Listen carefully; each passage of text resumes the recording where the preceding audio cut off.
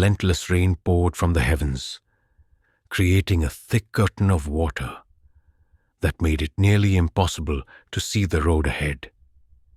The winds howled like tormented souls, rattling the trees and whipping their branches against the sides of the narrow road. Every now and then, a flash of lightning illuminated the desolate path, casting eerie shadows that danced and twisted like phantoms.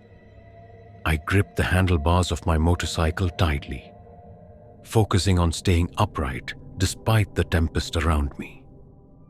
The road was slippery, and the deep puddles threatened to drag me down with every passing second. I had no choice but to keep going. I was miles away from Uncle Robert's house, where I had planned to spend the weekend. My phone's battery had died hours ago, leaving me without navigation. The map I had studied earlier suggested this was the shortest route, but the isolation of the area and the unrelenting storm made me regret my decision. The world felt disconnected, as though I had entered a different realm entirely. Through the sheets of rain, I spotted an old bus stop just ahead. Its rusted metal roof sagged in the middle, and the faded paint on the shelter's frame hinted at years of neglect. A large willow tree stood behind it, its branches swaying wildly in the storm. Relief washed over me as I decided to pull over. I needed a moment to collect myself and wait out the worst of the downpour. I parked my motorcycle under the shelter, the engine sputtering as it shut off. The sound of rain hitting the metal roof was deafening, a continuous drumming that seemed to echo in my head. As I removed my helmet and shook off the water, I became aware of a presence. At the far corner of the bus stop, a figure stood motionless. It was a young woman. Her long, dark hair clung to her face and shoulders, dripping water like a cascade. She wore a simple white dress that was soaked through, clinging to her thin frame. For a moment, I thought my eyes were playing tricks on me. She hadn't moved at all, and the shadows made her appear almost otherworldly. "Hey," I called out, trying to sound calm despite the unease growing in my chest. "Are you all right?" She didn't respond. Her face was obscured by her hair, but I could feel her gaze, cold and unrelenting. I hesitated before stepping closer, my boots splashing in the shallow puddles on the ground. The air around her felt colder, the kind of cold that seeped into your bones. "You'll catch a cold out here," I said, removing my jacket. "Take this, it's not much, but it'll help." She turned her head slowly, her movements deliberate, almost mechanical. Her eyes met mine, and I felt a jolt of fear. They were unnaturally dark, as if they absorbed the light rather than reflected it. Her skin was pale, almost translucent, and her lips were tinged with a bluish hue. Despite her haunting appearance, there was something deeply sorrowful about her. Her eyes carried a weight of pain that words could not describe. She reached out with trembling hands and took the jacket from me. Her fingers brushed against mine, and I recoiled slightly. Her touch was icy, colder than the rain-soaked air around us. She draped the jacket over her shoulders but didn't say a word. Instead, she turned her gaze back to the road, as if waiting for something or someone. For what felt like an eternity, we stood in silence. The storm raged on, the wind howling like a chorus of mournful spirits. The oppressive atmosphere made it hard to breathe, and I found myself glancing at her every few seconds, half expecting her to vanish into thin air. My mind raced with questions. Who was she? Why was she here, alone in the middle of a storm? Finally, unable to bear the silence any longer, I spoke again. "Do you live nearby?" She didn't answer. Instead, she stepped out from under the shelter and into the rain. Her movements were slow, almost hesitant, as if she were being drawn by an unseen force. I called out to her, but she didn't stop. Instead, she turned and looked at me, her eyes filled with an indescribable sadness.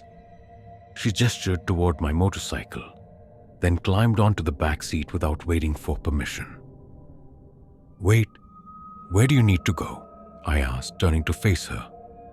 She didn't respond, but her grip on my shoulder was firm, urging me to drive. Reluctantly, I started the engine and headed down the road, the storm showing no signs of letting up. The bride was unnervingly quiet. She didn't speak, and her icy touch on my shoulder sent shivers down my spine. The road twisted and turned, the landscape growing darker and more unfamiliar. I tried to focus on driving, but my thoughts were consumed by the strange woman behind me. Who was she? And why did she seem so unnatural? After what felt like hours, she tapped my shoulder. I slowed down and saw an old, decrepit house through the rain. The structure was barely standing, its wooden frame rotted and its windows shattered. The yard was overgrown with weeds, and the surrounding trees seemed to close in, their gnarled branches casting ominous shadows. "Is this where you live?" I asked. But when I turned to look at her, she was gone. My jacket lay neatly folded on the back seat, damp from the rain. Panic surged through me as I scanned the area, but there was no sign of her anywhere. It was as if she had vanished into thin air. Despite every instinct telling me to leave, I felt compelled to approach the house. The gate creaked loudly as I pushed it open, the sound echoing in the stillness. The rain had lessened, but the air was thick with an unnatural chill. Each step towards the house felt heavier, as if an invisible force was trying to hold me back. Inside, the house was a ruin. The walls were stained with water damage, and the floorboards creaked under my weight. The smell of decay was overpowering, making me cover my nose with my sleeve. In the corner of what appeared to be the living room, I noticed an old photograph sitting on a dusty table. I wiped away the grime and froze. The woman in the photograph was the same one I had just given a ride to. She stood beside an older couple, her expression blank, but her eyes filled with the same sorrow I had seen earlier. Beneath the photograph was a newspaper clipping, its headline barely legible. "Local woman found dead near Willow Hollow bus stop." A chill ran down my spine as I realized the truth. She wasn't just a lost traveler. She was a ghost. Her spirit trapped in the place where her life had been cruelly taken. I stumbled out of the house, my heart pounding in my chest. As I mounted my motorcycle, I glanced back at the house one last time. In the upstairs window, she stood, her pale face and sorrowful eyes watching me. Her lips moved silently, as if trying to tell me something, but I couldn't make out the words. A flash of lightning illuminated the scene, and in that brief moment, her expression changed. The sadness was replaced with something darker, a hint of anger or perhaps vengeance. I didn't wait to find out. The roar of the engine drowned out my fear as I sped away, vowing never to take that road again. But even now, I can't shake the feeling that her story isn't over. Somewhere, under the shadow of the willow tree, she still waits, her sorrow and anger mingling in the endless rain.